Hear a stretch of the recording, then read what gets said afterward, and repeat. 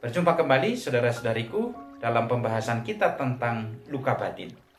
Pada video yang lalu saya sudah menjelaskan sebuah keberatan boleh dikatakan atau berbagai pertanyaan yang membuat saya menolak akan adanya luka batin.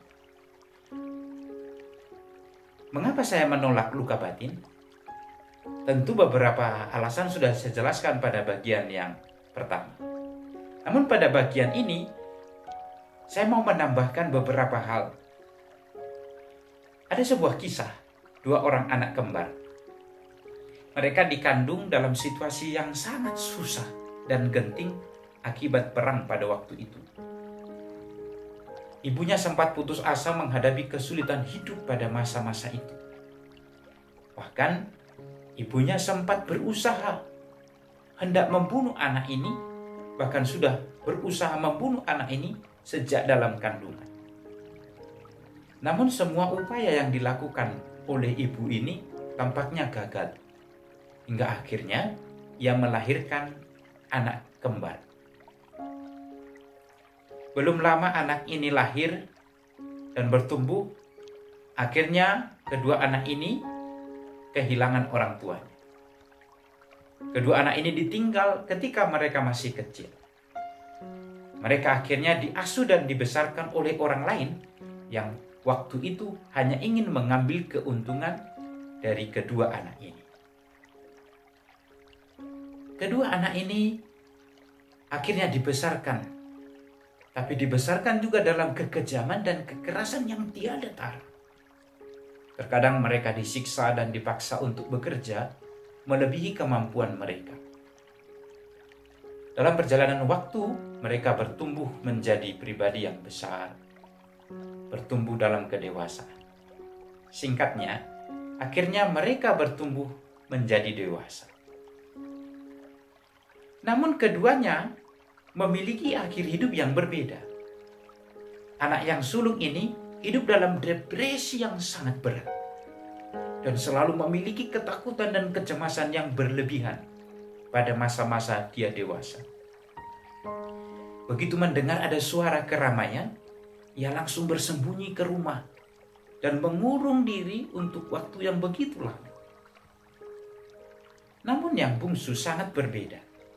Ia keluar dari ketakutan, ia mau bergaul dengan tetangga dan keluarga di sekitar, dan ia mau bergabung dengan kehidupan di sekitarnya, bahkan bisa menemukan jalan hidup yang membahagiakan. Ia bekerja seperti kebanyakan orang, bahkan berkarya, bahkan memberi motivasi dari pengalaman hidupnya kepada orang banyak.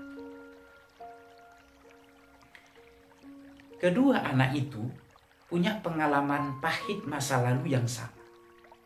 Dibesarkan dalam keadaan yang sama, juga dikandung dalam perut ibu yang sama.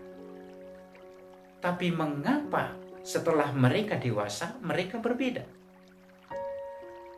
Kalau kita menerima bahwa masa lalu, bahwa luka batin ada disebabkan oleh pengalaman masa lalu, atau jika trauma mereka pada masa kecil, bahkan masa kandungan, menentukan hidup seseorang, mestinya kedua anak ini memiliki akhir hidup yang sama.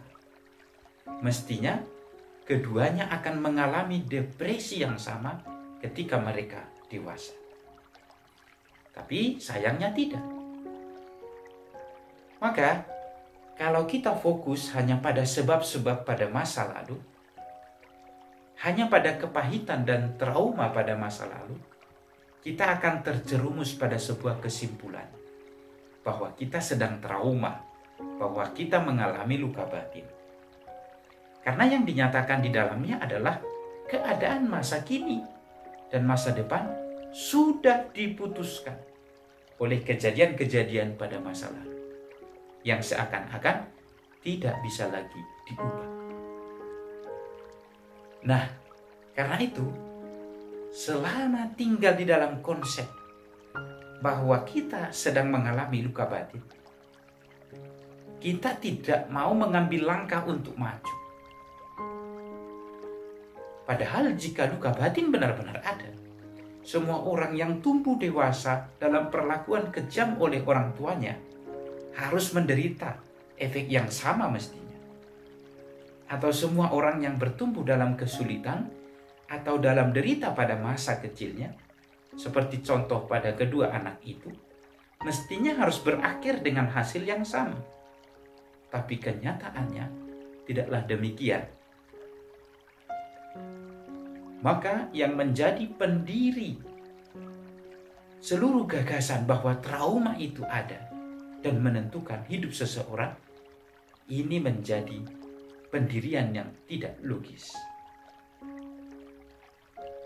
Tentu saja bukan berarti saya menyangkal bahwa pengalaman tentang malapetaka yang buruk, perlakuan yang kejam pada saat anak-anak atau insiden semacam itu tidak memberi pengaruh.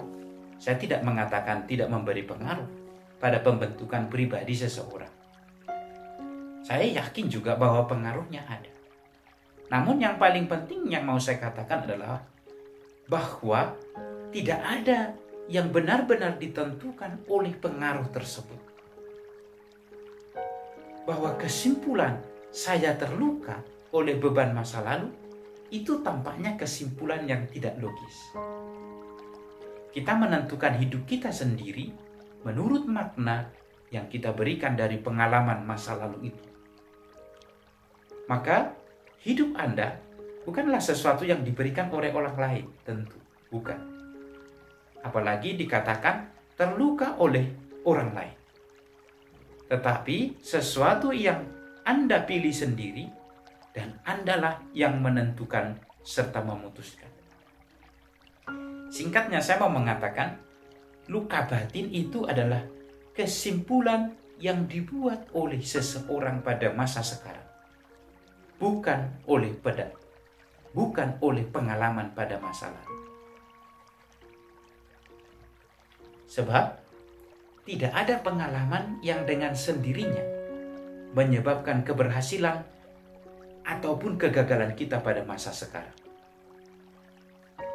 Seseorang tidak menderita syok akibat pengalaman masa lalu yang dinamakan trauma kalau dia memberi kesimpulan bahwa saya tidak mengalami itu.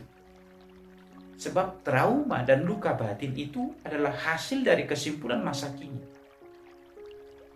Bagaimana kita mengartikan pengalaman masa lalu itu sesuai dengan tujuan dan keinginan kita, itulah yang terjadi dalam hidup kita. Sekali lagi, kita tidak ditentukan oleh pengalaman kita pada masa lalu. Namun arti yang kita berikan pada pengalaman-pengalaman itu, itulah yang menentukan dengan sendirinya apa yang sedang kita alami sekarang. Dan kesimpulan bahwa luka batin sedang saya alami, itu adalah kesimpulan yang saya berikan atas pengalaman itu. Maka kalau saya memberi kesimpulan terluka oleh pengalaman masa lalu, saya menjadi terluka. Tapi kalau saya memberi kesimpulan bahwa masa lalu itu tidak memberi luka pada saya, maka saya tidak akan mengalami itu. Maka sekali lagi saya katakan, ini menurut saya, tentu juga pengalaman-pengalaman banyak orang tentunya, bahwa masa lalu tidak pernah melukai orang pada masa kini, kecuali dia membuat kesimpulan bahwa dirinya terluka.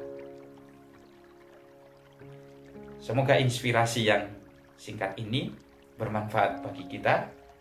Sampai jumpa di lain kesempatan. Tentu apa yang saya jabarkan ini bukan sebuah dogma, bukan sebuah kebenaran mutlak yang harus diikuti, tapi hanya sebuah pemikiran logis dari apa yang pernah saya baca, yang pernah saya pikirkan. Semoga permenungan ini, filosofi hidup ini berguna untuk kita, Sampai jumpa di lain kesempatan.